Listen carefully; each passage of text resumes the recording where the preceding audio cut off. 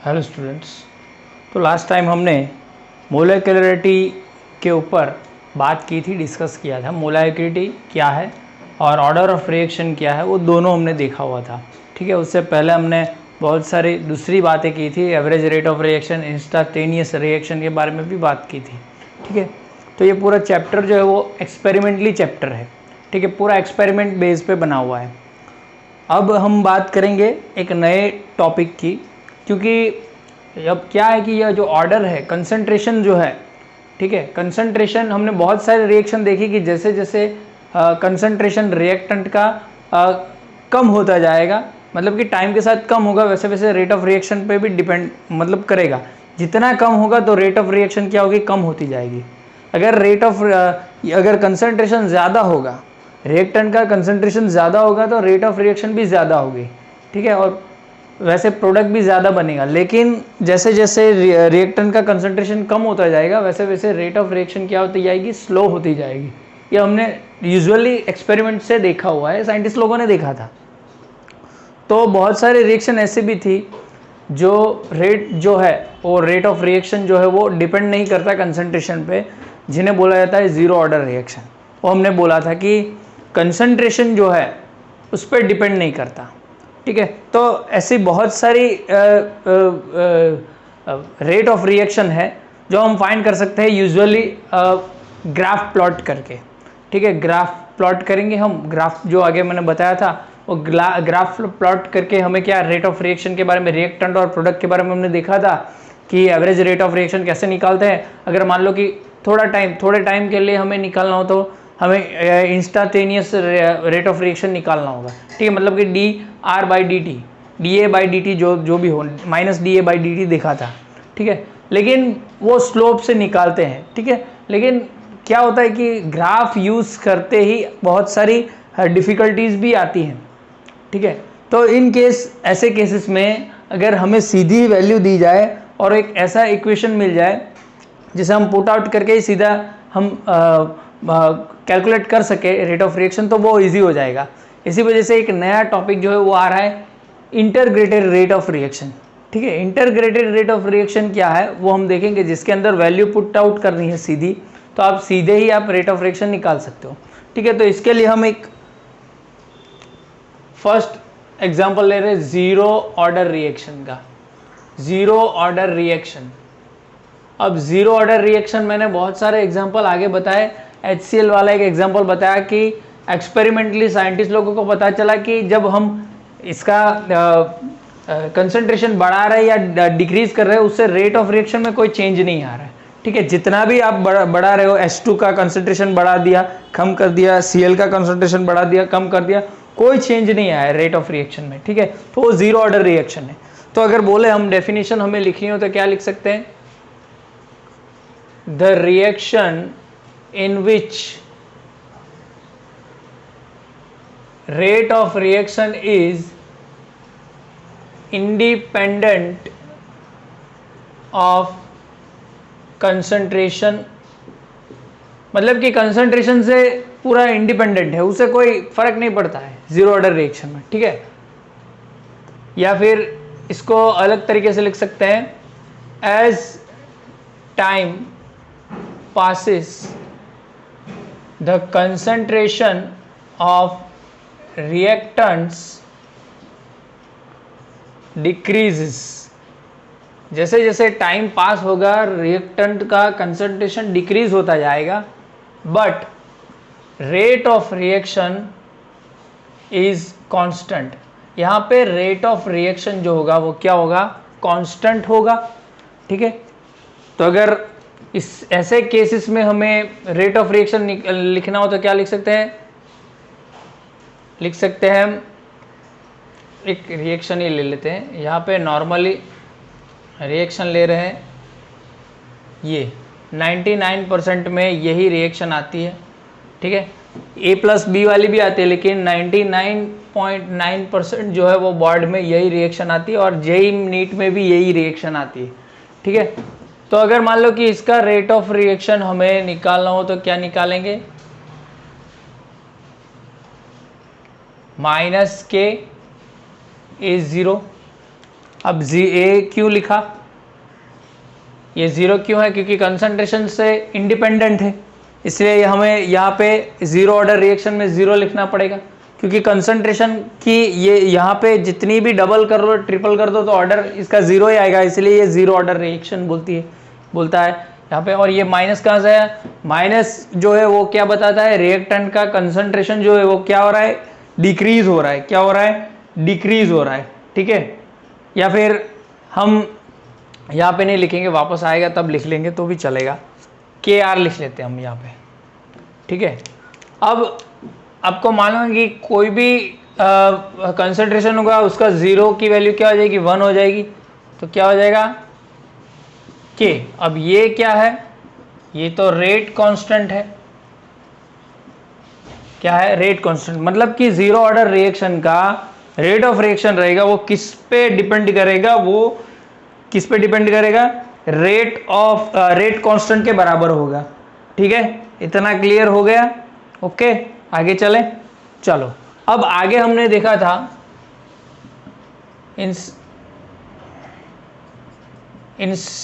Instantaneous rate of reaction is equal to -dA/dt, ये हमने देखा था, जिसमें कोई स्मॉल पोर्शन के लिए होगा तो D लगाते हैं उसमें, और नेगेटिव जो है वो शो करता है कि ये कंसंट्रेशन क्या हो रहा है, रिएक्टेंट का डिक्रीज हो रहा है। तो ये रेट ऑफ रिएक्शन अगर मान लो कि हम इक्वेशन 2 ले ले और ये इसको 1 ले ले तो दोनों सेम ही है, यहाँ पे लिख सकते हैं -dA/dt is equal to K। dt को यहाँ पे ले आओ, ये माइनस को भी निकाल दो, क्या हो जाएगा, पहले माइनस को निकालेंगे तो -K हो जाएगा, और वापस यहाँ पे ले आएंगे तो K dt, ठीक है। इतना क्लियर, ओके, इसमें कोई दिक्कत। चलो अब यहाँ पे जब इंटीग्रेशन आप करोगे, ठीक है, इसका इंटीग्रेशन करोगे, इसका इंटीग्रेशन करोगे तो क्या आ जाएगा, A is equal to -KT plus I, ठीक है। A is equal to, sorry हाँ, A इज इक्वल टू बराबर है, वो बुक में R दिया गया है लेकिन A ही आएगा। अब यहाँ पे ये जो है वो क्या है, इंटीग्रेशन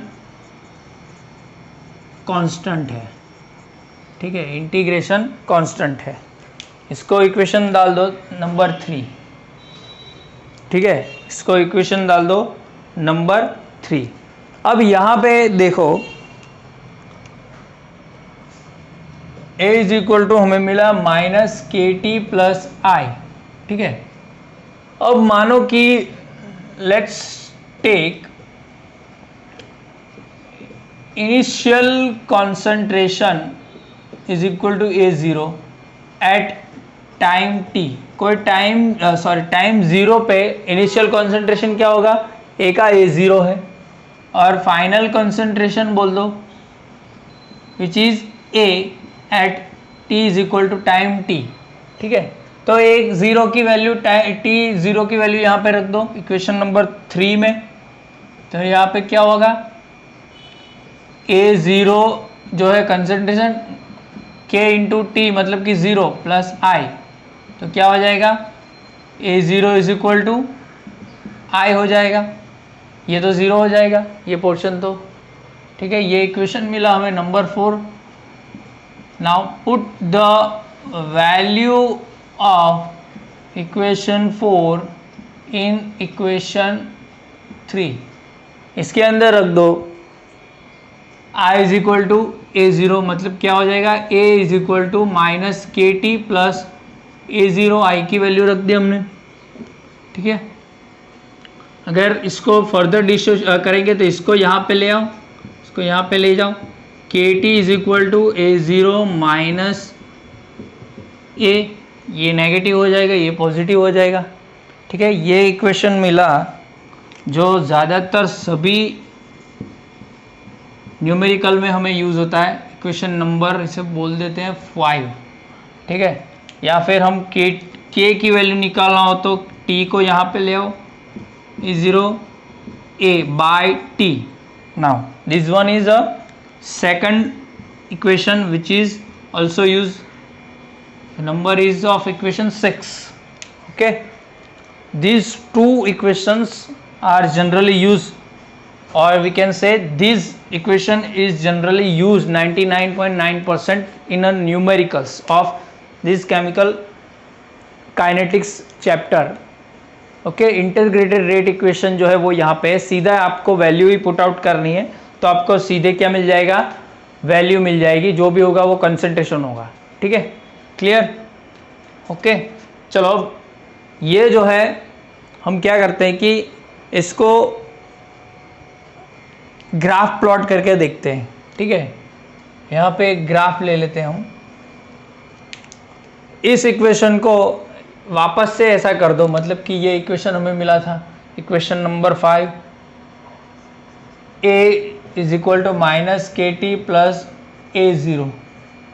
ठीक है, तो इसको बोल लो y है, ये जो है वो क्या है m है, ये क्या है x है, प्लस ये क्या है c। y is equal to M X plus c में कन्वर्ट कर दो, तो y मतलब कि ये y एक्सिस है, ये x एक्सिस है, y एक्सिस पे a है, तो कंसंट्रेशन a डाल दो, कंसंट्रेशन क्या होगा a डाल दो, और x पे क्या है t है, तो टाइम डाल दो। ठीक है, कंसंट्रेशन a डाल दो, टाइम t डाल दो। अब ये k क्या है, तो x पे जो स्लोप आएगा जब आप रिएक्शन करोगे, ठीक है, तो यहाँ पे मान लो कि ये 0 है, रिएक्टेंट कंसंट्रेशन इतना होगा, तो टाइम के साथ क्या होगा, सीधे घटता जाएगा घटता जाएगा घटता जाएगा, और यहाँ पे कोई a आ जाएगा फाइनल। ठीक है, तो यहाँ पे आप करोगे तो यहाँ पे स्लोप जो मिलेगा वो क्या मिलेगा, नेगेटिव में मिलेगा, मतलब कि negative slope is equal to negative m, यहाँ पे सॉरी k मिलेगा, इज इक्वल टू k। ठीक है, यहाँ पे नेगेटिव जो बोल रहा है वो स्लोप है। ठीक है, k की वैल्यू जो है वो क्या है, स्लोप से मिलेगी। ओके, और ये जो ग्राफ है, ठीक है, वो 0 ऑर्डर का ग्राफ है। अगर आपको क्वेश्चन जो कि ग्राफ से आपको क्वेश्चन नहीं आते, न्यूमेरिकल्स ही आते, लेकिन जेई नीट में आपको पूछा जाता है कि अगर ये ऐसा ग्राफ दिया गया है तो ये कौन सी रिएक्शन है, 0 ऑर्डर है, फर्स्ट ऑर्डर है, तो आपको बताना पड़ता है। ठीक है, एक दूसरे जो 2 ग्राफ्स है वो भी मैं बता देता हूँ 0 ऑर्डर के लिए। अगर मान लो कि यहाँ पे 0 ऑर्डर के लिए rate of reaction versus concentration का ले लें, और rate of reaction versus T time का ले लें। ठीक है, ये जो है वो किसका है, कंसंट्रेशन से वर्सेस टाइम से, जो क्या आता है, टाइम के साथ कंसंट्रेशन घट रहा है तो ऑब्वियस घटेगा, रिएक्टेंट का कंसंट्रेशन है तो क्या करेगा, ऑब्वियस घटने वाला है। ठीक है, टाइम का कंसंट्रेशन टाइम के साथ घटेगा, लेकिन रेट ऑफ रिएक्शन क्या रहेगा, वही रहेगा। और यहाँ पे रेट ऑफ रिएक्शन से कंसंट्रेशन है, तो अब एक बात मान लो, आप बात समझो, कंसंट्रेशन का कोई भी मतलब कि रेट ऑफ रिएक्शन जो है वो कंसंट्रेशन से इंडिपेंडेंट है। मैंने यहाँ पे लिखा हुआ है, as time passes the concentration of reactants decreases, but rate of reaction क्या हो रहा है, कांस्टेंट रहेगा। जितना भी कंसंट्रेशन डिक्रीज होगा, रेट ऑफ रिएक्शन को कोई मतलब नहीं है।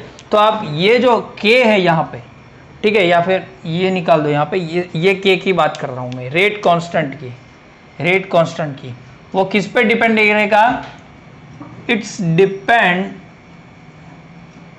depends on temperature, pressure, etc, but not depends on concentration। मतलब कि कंसंट्रेशन से जो रेट ऑफ रिएक्शन है पूरा क्या है, अलग है। तो इसका जो ग्राफ आएगा वो क्या आएगा, स्ट्रेट लाइन आएगा, क्योंकि कंसंट्रेशन से तो कोई है ही नहीं, रिलेशन ही नहीं है, पूरा इंडिपेंडेंट है। 0 ऑर्डर की रिएक्शन के लिए बात कर रहे हैं हम। ठीक है, वैसे ही टाइम जैसे जैसे बढ़ेगा वैसे भी क्या होगा, रेट ऑफ रिएक्शन तो वही रहेगा। समझ में आ रहा है, जितना टाइम जाएगा, एंडिंग में भी मान लो कि पहले जो रेट ऑफ रिएक्शन है 0 सेकंड पे, मतलब कि 1-2 सेकंड, इनिशियल सेकंड की बात करो तो स्टार्टिंग स्टेज पे भी वही रेट ऑफ रिएक्शन रहेगा बनने का, रिएक्टेंट टू प्रोडक्ट। और फाइनल स्टेज में भी वही रिएक्टेंट टू प्रोडक्ट बनने का जो रेट ऑफ रिएक्शन रहेगा वो सेम ही रहेगा। कंसंट्रेशन डिक्रीज करेगा क्योंकि रिएक्टेंट का क्या हो रहा है, प्रोडक्ट में कन्वर्जन हो रहा है, तो रिएक्टेंट जो है उसका कंसंट्रेशन डिक्रीज होगा, प्रोडक्ट का कंसंट्रेशन क्या होगा, इंक्रीज होगा। ऐसे ही आप अगर ग्राफ बनाए तो प्रोडक्ट के बारे में कंसंट्रेशन बोलेंगे तो ये क्या होगा, इंक्रीज करेगा। ऐसे पहले ये तो रिएक्टेंट है तो उसका क्या होगा, A0 सबसे ज़्यादा होगा, इनिशियल कंसंट्रेशन ये सबसे ज़्यादा होगा। टाइम जाएंगे तो यहाँ पे क्या होगा, this one is a final concentration. ठीक है, यहाँ पे लिखना हो तो हम लिख सकते हैं this is initial concentration and this one is a final concentration.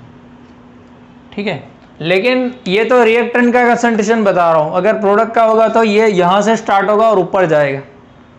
ठीक है, तो स्लोप भी उससे अलग आएगा। ठीक है, इस केस में क्या आया, नेगेटिव आया।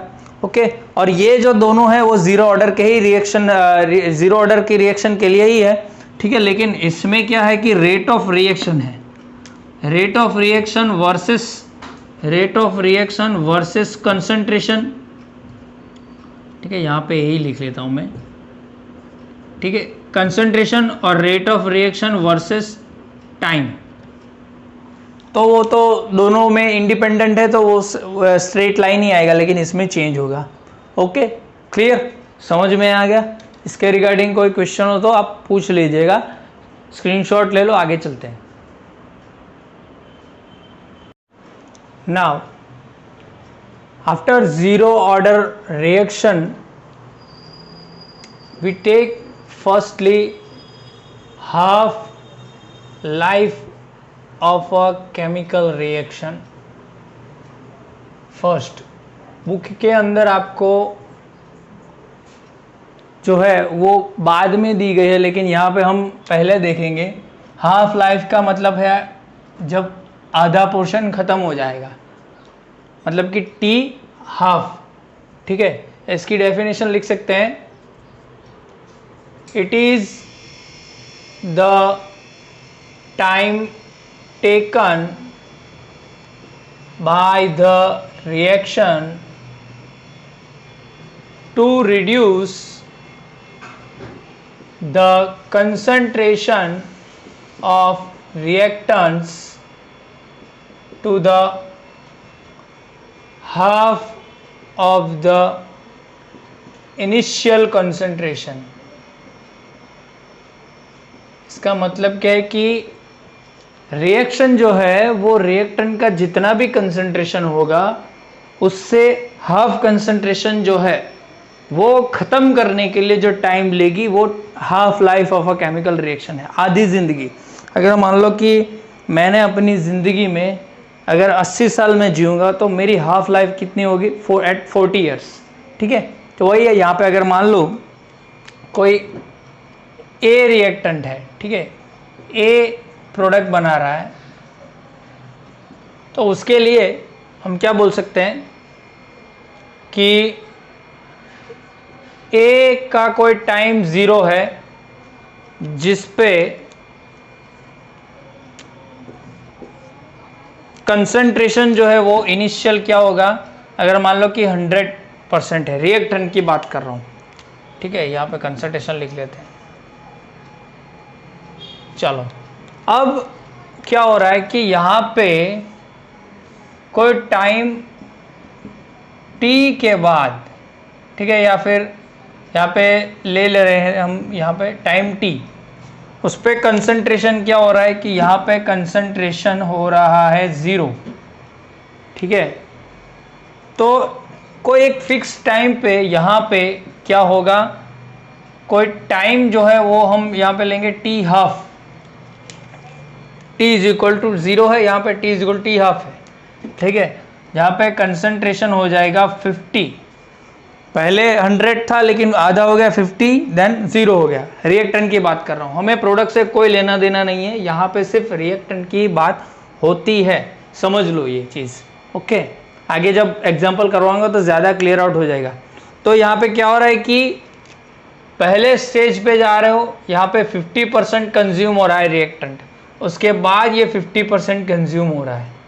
ठीक है, तो ये जो चीज़ है, ये चीज़ हम हाफ लाइफ रिएक्शन बोल सकते हैं, half life of a chemical reaction. Okay, तो हमने आगे का इक्वेशन देखा था। अब यहाँ पे क्या हो रहा है, तो यहाँ पे जो कंसंट्रेशन है वो आधा हो रहा है। Here concentration is half of the initial concentration, इससे आधा हो रहा है। ठीक है, इससे क्या हो रहा है, आधा हो रहा है कंसंट्रेशन यहाँ पे। तो ये जो इक्वेशन हमने देखा था KT is equal to A0 minus A, या A0 भी बोल सकते हैं।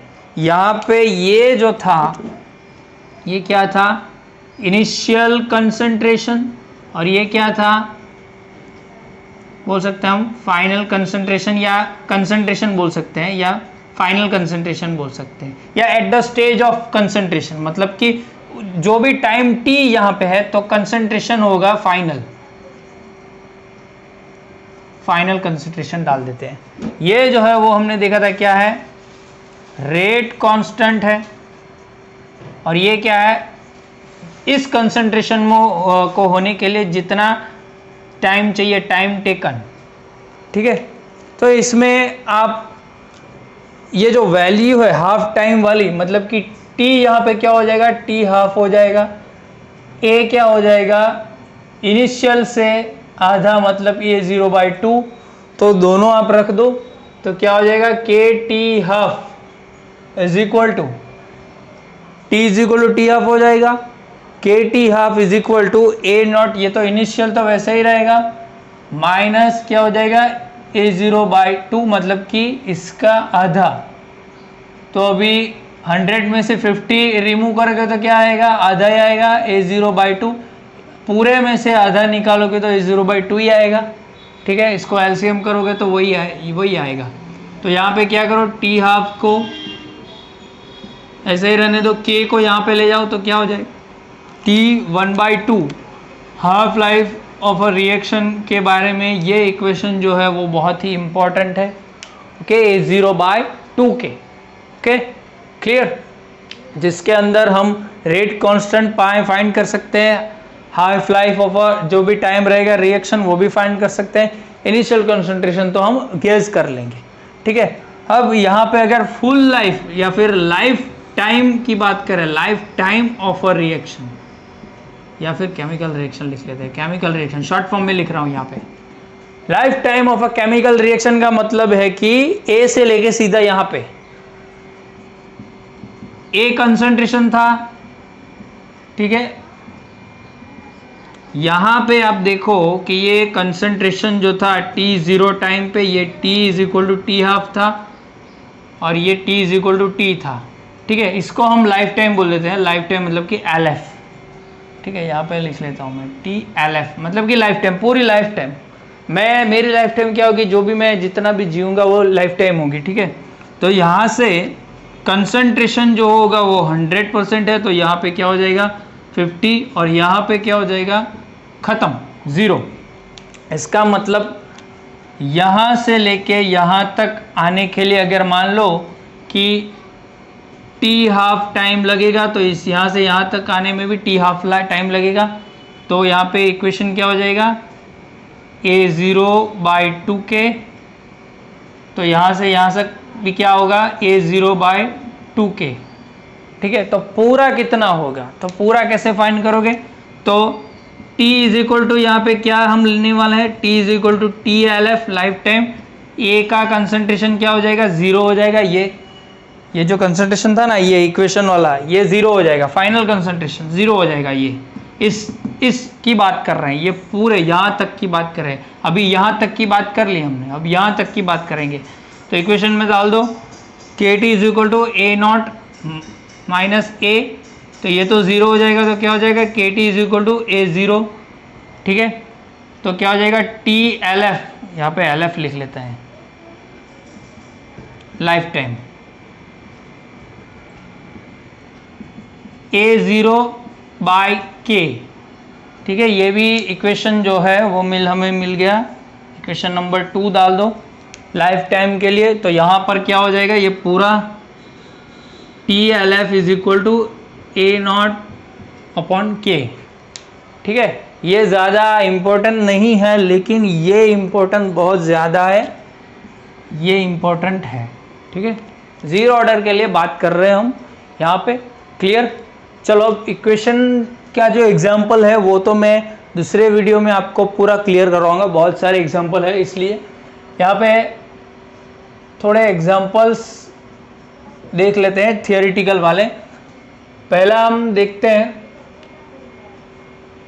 H2 प्लस, ये मत देखो, हम देखेंगे, हाँ यही देख लेते हैं, Cl2 2HCl। अब ये जो इक्वेशन है, ठीक है, यहाँ पे H भी डाल देते हैं, तो ये इक्वेशन भी ज़ीरो ऑर्डर रिएक्शन है। अब ज़ीरो ऑर्डर रिएक्शन मतलब कि concentration independent from rate of reaction जो है वो क्या है, इज इंडिपेंडेंट है, independent of concentration of reactants. Reactant के कंसंट्रेशन से रेट ऑफ रिएक्शन को कोई लेना देना नहीं है, वो हमने देख लिया हुआ है। तो क्या हो जाएगा यहाँ पे K H2⁻0 Cl2⁻0। ठीक है, इसीलिए एक्सपोनेंट में हम क्या डालते हैं, ज़ीरो डालते हैं। तो किस पे डिपेंड करेगा, तो फैक्टर्स जो है on rate of reaction depends जो है वो यहाँ पे आएगा HV। मतलब कि ये जो इंटेंसिटी बोलते हैं, लाइट बोलते हैं वो, अगर HV बढ़ेगा तो रेट ऑफ रिएक्शन भी क्या होगा, बढ़ेगा। अगर HV डिक्रीज होगा तो रेट ऑफ रिएक्शन भी क्या होगा, डिक्रीज होगा। ओके, मैंने बोला था कि टेम्परेचर पे डिपेंड करेगा, प्रेशर पे डिपेंड करेगा, लेकिन जीरो ऑर्डर रिएक्शन के लिए रेट ऑफ रिएक्शन जो है वो कंसंट्रेशन पे डिपेंड नहीं करेगा। उसका पहला एग्जांपल है ये। दूसरा एग्जांपल की मैं बात करूँ, ठीक है, तो वो होगा एमोनिया वाला 2NH3 which is decompose at high pressure 1173 kelvin pressure, sorry pressure होगा, ये प्रेशर है, ये केल्विन है, देख लेते हैं एक बार, क्लियर आउट कर लेते हैं, वापस से प्रॉब्लम ना हो जाए। केल्विन ही है, ठीक है, इतना टेम्परेचर है और कैटलिस्ट भी है प्लेटिनम। ठीक है, तो ये एक डीकम्पोजिशन रिएक्शन है, वो भी क्या है, जीरो ऑर्डर रिएक्शन है। ये भी क्या है, जीरो ऑर्डर रिएक्शन है। ठीक है, तो यहाँ पे जो है वो ये, अगर इसका रेट ऑफ रिएक्शन लिखे तो भी क्या हो जाएगा, सॉरी जीरो हो जाएगा। ठीक है, ज़ीरो हो जाएगा। तो अगर आप मान लो कि अगर ये ज़ीरो है तो किस पे डिपेंड करेगा, तो फैक्टर्स जो है वो क्या होंगे, यहाँ पे डिपेंड करेगा मेटल पे और प्रेशर पे। मतलब कि प्रेशर पे डिपेंड करेगा, प्रेशर आप बढ़ाओगे तो क्या होगा, रेट ऑफ रिएक्शन भी बढ़ेगा। क्यों ऐसा हो रहा है, if you increase pressure the gas molecules, कौन से गैस के molecules, ये NH3 वाले, NH3 is